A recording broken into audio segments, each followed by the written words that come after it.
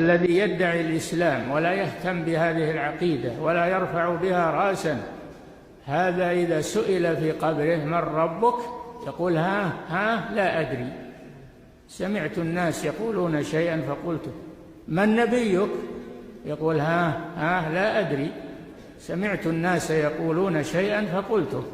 من ربك ومن نبيك وما دينك؟ يقول ما أدري، سمعت الناس يقولون شيئا فقلته. فيضرب والعياذ بالله بمرزبة من حديد يصيح بها صيحة يسمعها كل شيء إلا الإنسان، لو سمعها الإنسان لصعق، يعني لمات. هذه النتيجة، نتيجة الجهل بالعقيدة وعدم العناية بها وعدم دراستها. والعقيدة هي الأساس، إذا ضيعت الأساس كيف تبني هذا الدين؟ تبنيه على جرف نهار؟